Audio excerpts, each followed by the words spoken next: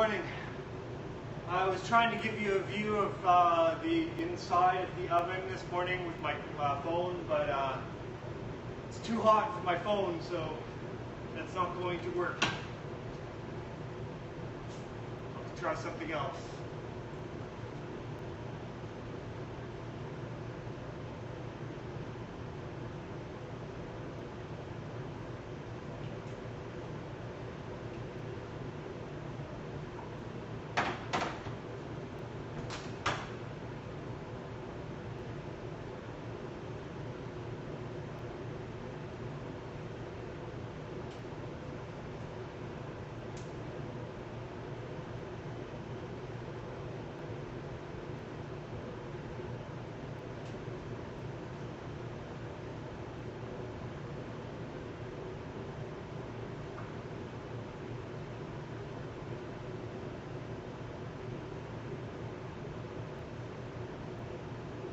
Morning.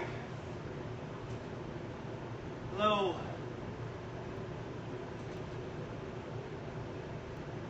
I was saying earlier, just a moment ago, that I was trying to broadcast earlier, but my phone was getting too hot, and stopped functioning for a while there.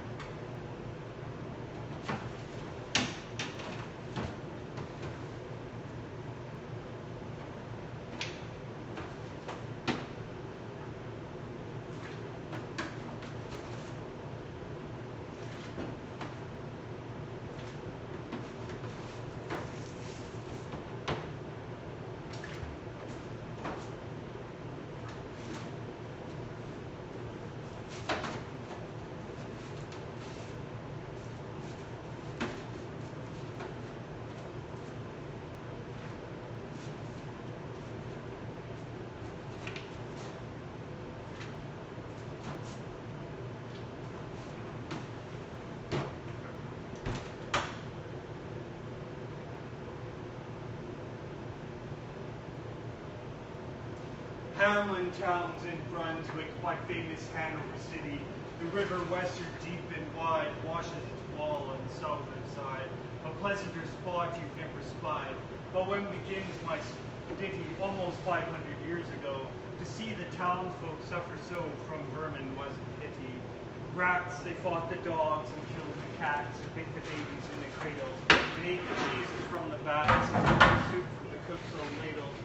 Split open the kegs of salted sprats, they nested in Sunday hats, and even spoiled the women's chats by drowning out their speaking with shrieking and squeaking in 50 different sharps and flats. At last the people in a body to the town hall came flocking. 'Tis clear, cried they, our mayor's a naughty, and as for our corporation, shocking to think we'd buy gowns lined with ermine, for dolts who can't or won't determine what's best to rid us of our vermin. You hope because you're old and obese to find in the furry suit of roast thieves. Rouse up, sirs, give your brains a racking, find the remedy we are lacking, or sure as fate will send you packing. At this the mayor and corporation quaked with mighty consternation. An hour they sat in council, at length the mayor broke silence. For a gilder I'd my early gown sell, I wish I were a mile hence. It's easy to bid one rack one's brain. I'm sure my forehead aches again. I scratch it so, but all in vain. Oh, for a trap, a trap, a trap. Just as he said this, what should hap? At the chamber door but a gentle tap. Bless us, cried the mayor, what's that? With the corporation as he sat, looking little to wonder at spat.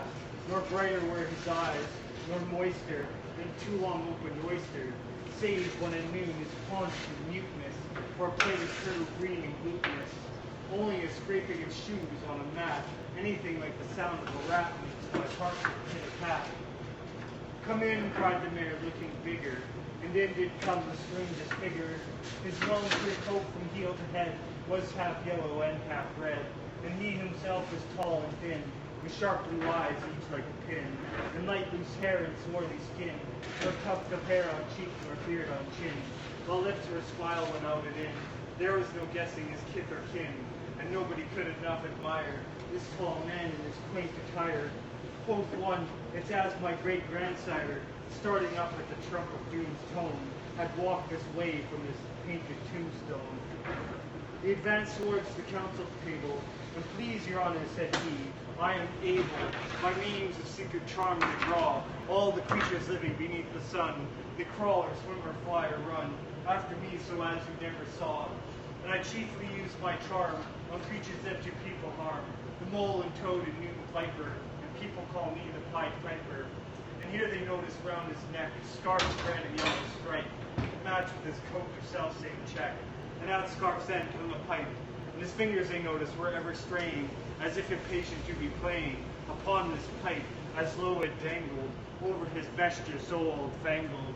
Yes, said he, Pied Piper as I am, in Tartaria I bred the cam, last June from his huge swarms of gnats. I eased in Asia the Nizam of a monstrous brood of vampire bats. And as for what your brain bewilders, if I rid your town of rats, will you give me 1,000 guilders? 50,000 was the exclamation of astonished mayor corporation. Into the street the piper stepped, smiling first a little smile, as if he knew what magic slept in his quiet pipe the while. Like a musical adept to blow his pipe, his lips he wrinkled, and green and blue his sharp eyes twinkled, like a candle flame where salt is sprinkled.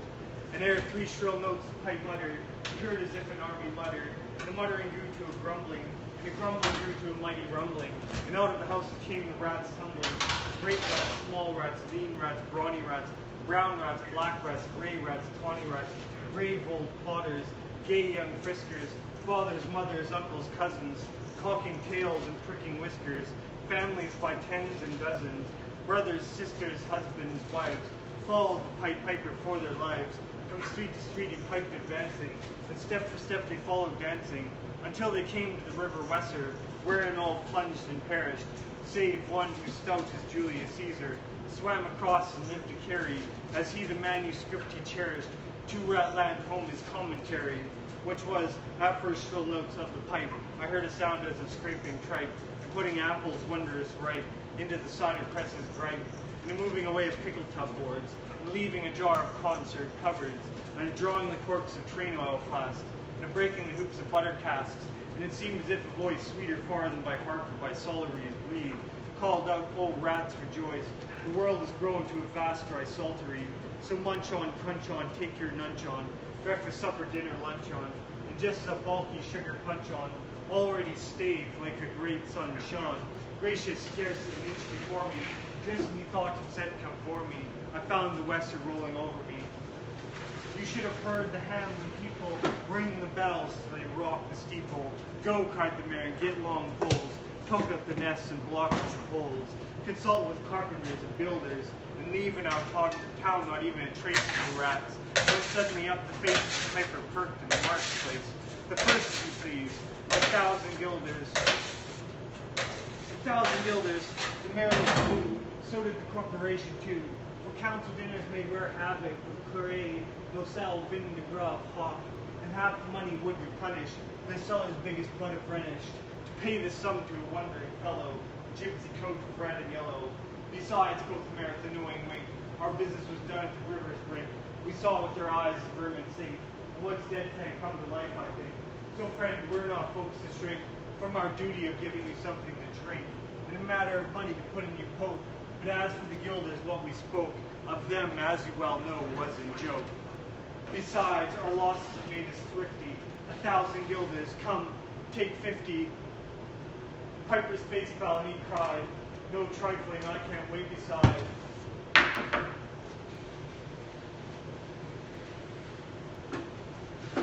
I promised to visit by dinner time Baghdad and accept the prime of the head cook's pottage. All he's rich in, proudly left in the Caleb's kitchen, of a nest of scorpions, no survivor. With him I prove no bargain driver, with you don't think I'll bait a skiver, and folks who put me in a passion may find me pipe after another fashion. How, cried the mayor, do you think I brook, being worse treated than a cook, insulted by a rival, with idle pipe and vesture piebald? Threaten us, fellow, do your worst, blow your pipe there till you burst. Once more he stepped into the street, and to his lips again laid his long pipe a smooth straight cane, An airy blue three notes, such sweet soft notes as if musicians cunning never gave the enraptured air. There was a rush, and it seemed like a bustling of merry crowds jesting and pitching and hustling. Small feet were pattering, wooden shoes clattering, little hands clapping, little tongues chattering, and like foals in a farmyard when barley is scattering. My mask on, so I don't understand that.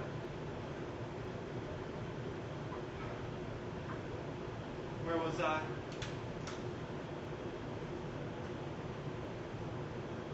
Once more he stepped into the street, to his lips again laid his long pipe of smooth straight cane. Hello.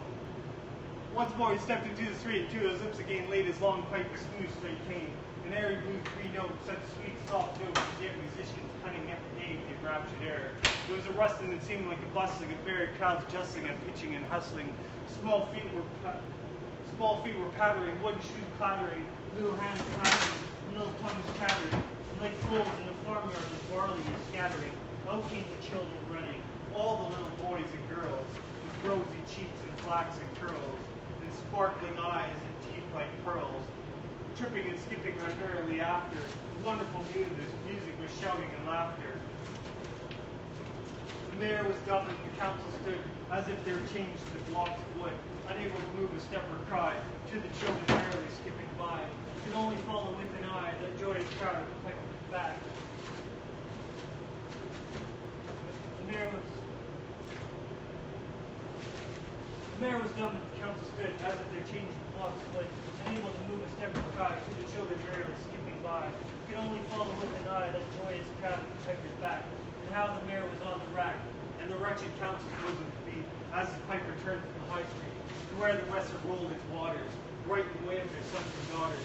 Harvey turned from south to west, to Culverberg Hill his steps dressed, and after him the children pressed, great was the joy in every breast. He never can cross the mighty top, he forced to let the piping drop, and we shall see our children stop.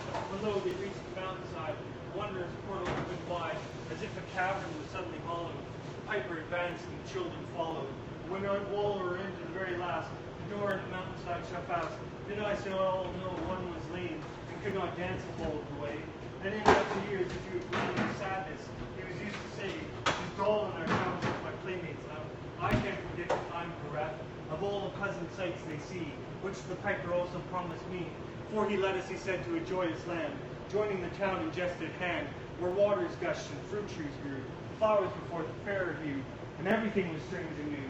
The sparrow was bright as a peacock here, and their dogs overran our fallow deer. Behind these lost mistakes, words of the morning.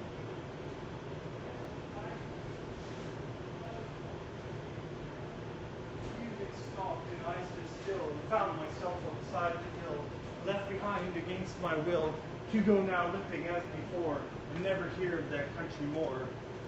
Alas, alas for Hamlin, the king of many a person's fate, a text which says at heaven's gate, opens the rich at its easy rate, as the needle's eye takes a Hamlin. The mayor sent east, west, north, and south, to offer the piper by word of mouth, wherever was men's lot to find him, silver and gold to his heart's content, if only he'd return the way he went, and bring the children behind him. But when he saw it was lost endeavor, the piper and dancers were gone forever. They made a decree that lawyers never should think their records dated duly, if after the day of the month and year, these words do not as well appear. And so long after what happened here, on the 22nd of July, 1376, when better in memory fixed, the place of the children's last retreat, they called it the Pied Piper Street, where anyone playing piper caber was sure for his future to lose his labor.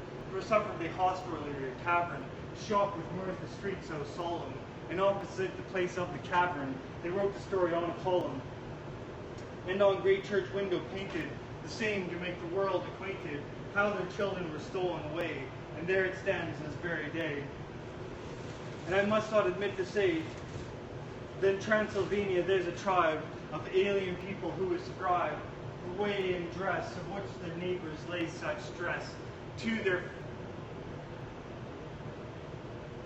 fathers and mothers having risen out of some subterranean prison, into which they were Japan a long time ago in a mighty band, out of Hamlin towns and Brunswick land, but how or why they don't understand. So, Lily, let me and you be wipers, scores out with all men, especially pipers. And if they pipe us free from rats or from mice, if we promise them aught, let us keep our promise.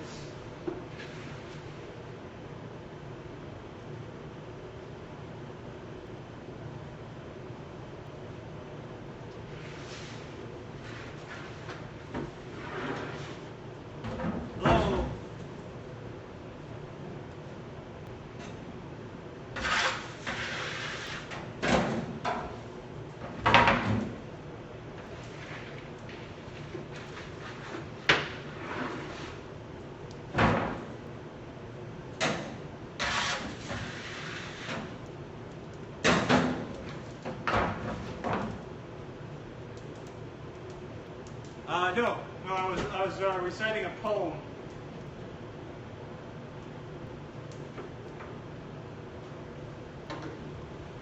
It's funny that you thought it sounded like praying. I was reciting a poem by Robert Browning, the Pied Piper of Hamelin.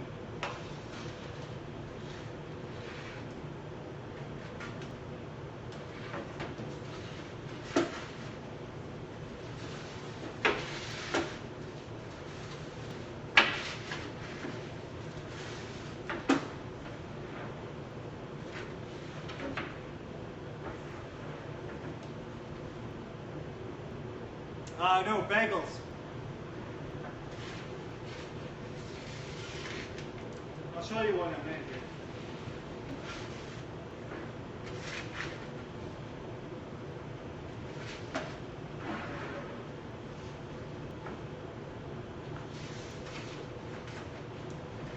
here. Canadian style bagels.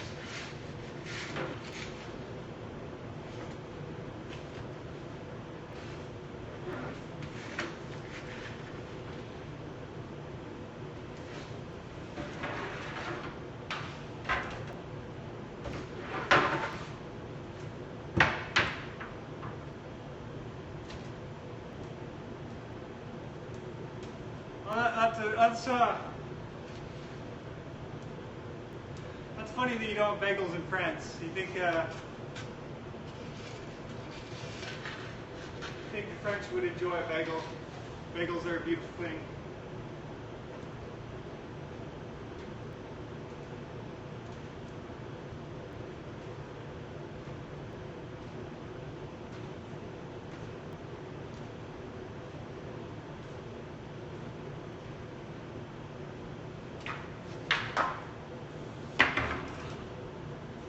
Thanks.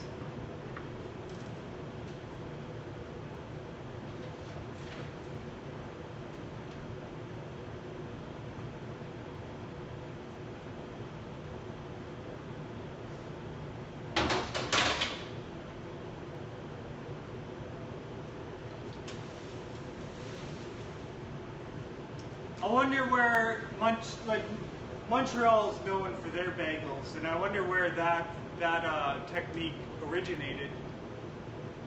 No, it's just water.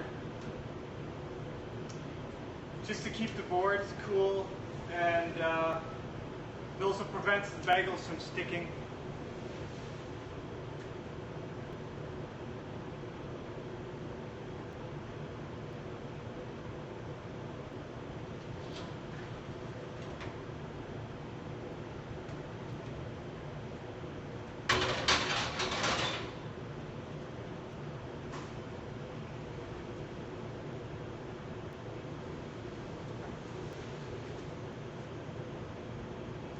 Yeah, I would have expected the Montrealers would have, or Quebecers would have, sort of exported that technique or whatever. And they, I don't know, I have no idea. What do they? Oh yeah.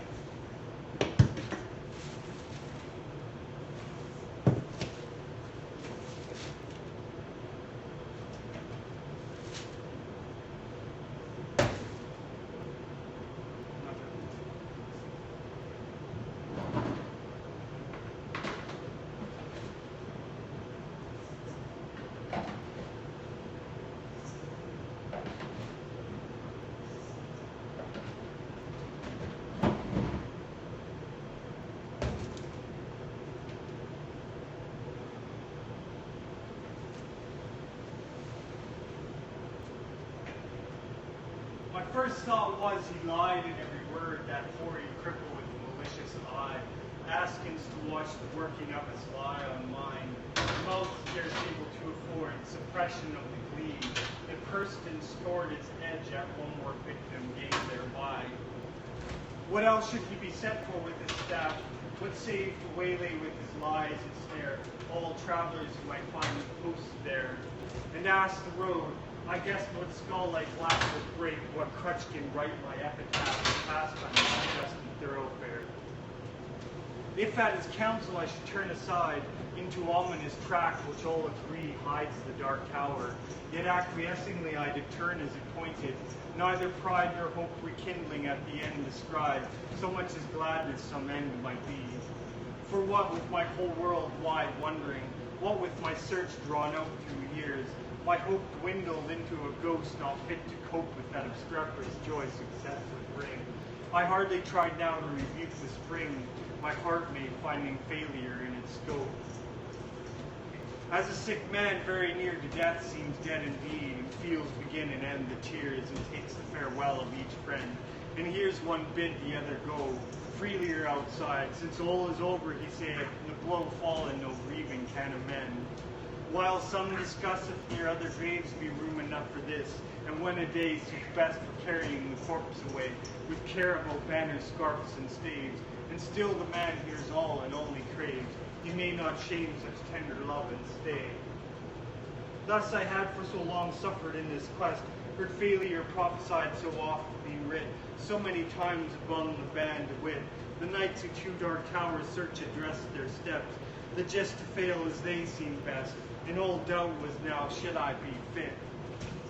So quiet as despair I turned from him, that hateful cripple, out of its highway into the path he pointed, all the day being a dreary one at best, and dim was settling into its close.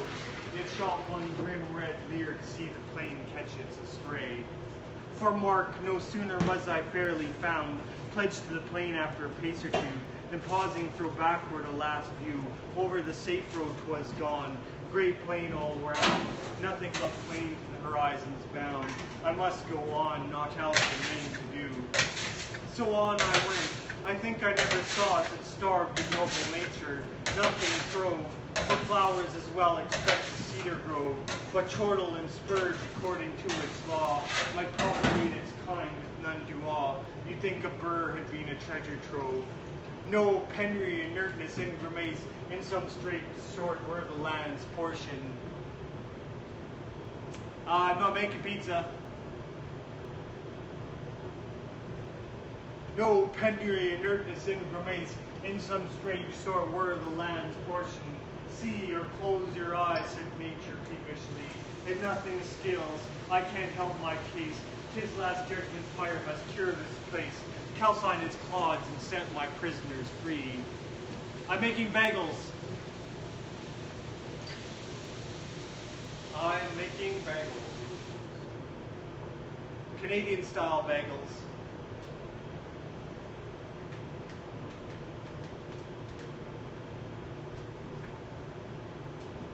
I'll show you one, if you'd like. There's a bagel.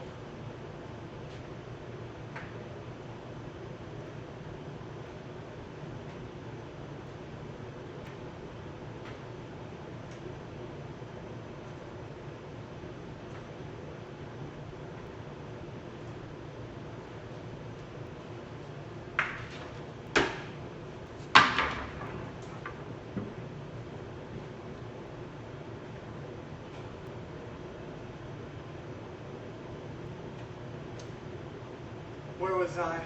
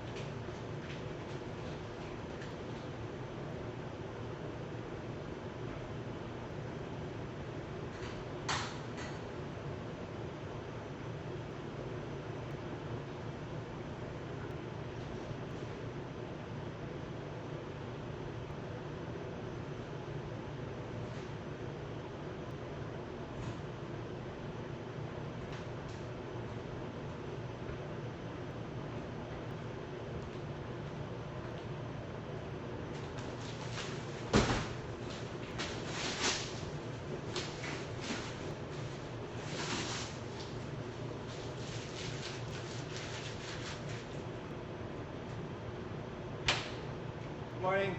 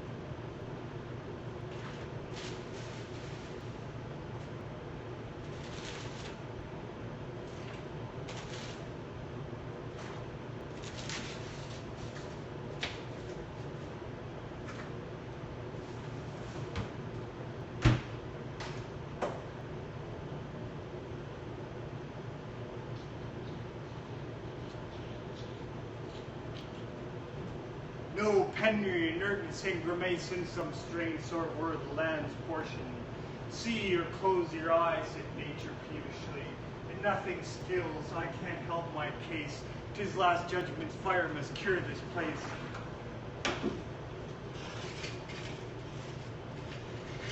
Calcine its clods and set my prisoners free. If they're pushed any ragged thistle stalk above its mates, its head was chopped. The bents were jealous elves. What made the holes and rents in the dock's harsh swords leaves, bruised it to block all hope of greenness. 'Tis a brute must walk, pashing their life out with a brute's intents. As for the grass, it grew as scarce as hair in leprosy. Thin, dry blades pricked the mud, which underneath looked kneaded up with blood. One stiff, blind horse, as every bone astare, stood stupefied however he came there, thrust out past service from the devil's stud. Alive, he might be dead for aught I know, with red, gaunt, and calloped neck astrain, and shut eyes beneath the rusty mane. Seldom went such grotesqueness with such woe. I never saw a brute I hated so. He must have been wicked to deserve such pain.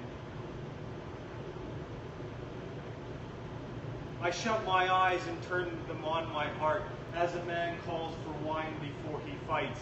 I asked one draught of happier, earlier sights, ere fitly I could hope to play the part.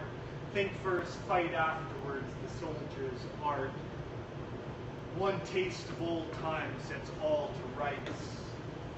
Not with, I fancied Cuthbert's red face beneath its conjuncture of curly coal. Dear fellow, till I almost felt him fold. An arm in mine fixed me to the place. That way he used. Alas, one night's disgrace. Out went my heart's new fire and left it cold. Giles, then, the soul of honor, there he stands. Frank as 10 years ago when knighted first. An honest man should dare, he said he durst. Good, but the sea shifts. Fall, what hangman's hand into his breast of parchment. His own band reads it. Poor traitor spit upon and cursed. Better this present than a past like that. Back therefore to my darkening path. No sound, no sight as far as the eye could stray. Will the night send a howlet or a bat, I asked, when something on the dismal flat came to arrest my thoughts and change their train. A sudden little river crossed my path, as unexpected as a serpent came. No sound, no sight as far as the eye could strain. Will the night send a howlet or a bat, I asked, when something on the dismal flat came to arrest my thoughts and change their train. A sudden little river crossed my path, as unexpected as a serpent came. No tides congenial to the gloom. This as it frothed by might have been a bath for the fiend's glowing hoof, to see the wrath of its black eddies be spat with plates and spoons. So petty yet so spiteful, all along low scrubby alders kneeled over it. Drenched willows flung them headlong in a fit of rout despair, a suicidal throng. The river which had done them all this wrong whatever that was rolled by the turn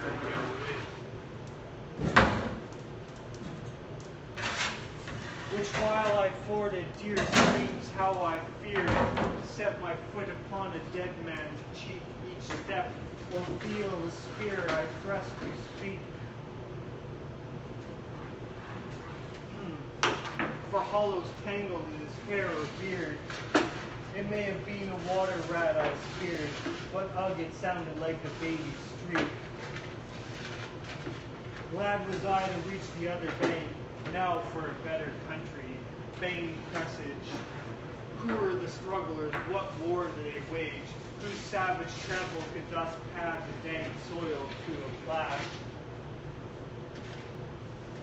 Toads in a poison tank, or wild cats in a red-hot cage. The fight must so have seemed in that foul search. What penned them there with all the flame to choose? No footprints leading to that horrid muse, none out of it. Mad druids set to work their brains, no doubt, like galley slaves the Turk pits for his pastime, Christians against Jews.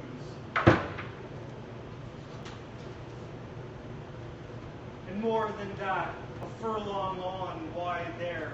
What bad use was that engine for?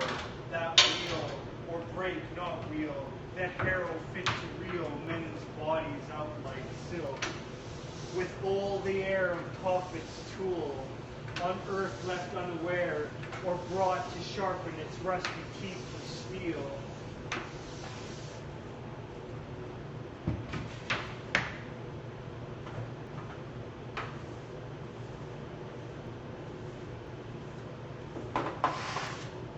Then came some stuffed ground, once of wood, next to marsh. It would seem now mere earth, desperate and done with. So the fool finds mirth, makes a thing and mars it, till his mood changes and off he goes, within a rude bog, clay and rubble, sand and stark black dirt. Now blotches rank and colored gay and grim, now patches where some leanness of the soils broke into moss or substances like boils. Then came a palsied oak, a cleft in him, a distorted mouth that splits its rim, gaping at death and dies while it recoils. And as far as ever from the end, not in the distance but the evening not, to point my footsteps further at the thought, great black bird, Apollyon's bosom's friend, sailed past, nor beat his wide wings dragon-penned, that brushed my cap, perchance the guide I sought, or looking up, aware I somehow grew, spite of the dusk. The plain had given place all round to mountains, with such names to grace mere heights and heaps now stolen in view. How this they surprised me solely knew. How to get from there was no clear case. Yet have I seemed to recognize some trick of mischief that happened to me in a bad dream, God knows when, in a bad dream. Here ended then progress this way, when in the very nick of giving up, one more time came a click, as when the trap shuts, you're in the den. Burningly it came upon me all at once. This was the place, those two mountains to the right, crouched like two poles locked horned flight, while to the left a tall scalped mountain, dunce daughter dozing at the very nuts. After a lifetime of training for the sight, what in the midst lay but the tower itself, the round squat turret, blind as a fool's heart, built of brown stone without a counterpart in the whole world. tempest's mocking elf points the shipman thus to the unseen shelf. He strikes on only when timber starts. Only when timber starts. Not see, because of the night perhaps, why day came back from that. Behind it left the dying sunset, kindled through a cleft, like to the hills like two giants in a hunting lay, chin upon hand to see the game at bay. Now stab and end the creature to the heft, not here because of when noise was everywhere, it told, increasing like a bell, names in my ears, lost adventurers, my peers. How such was strong and such was bold, and such was fortunate, yet each of old. Lost, one moment, now the woe of years. There they stood, ranged along the hillside, met, to view the last of me, a living frame in a living frame for one more picture in a sheet of flame. I saw them and knew them all.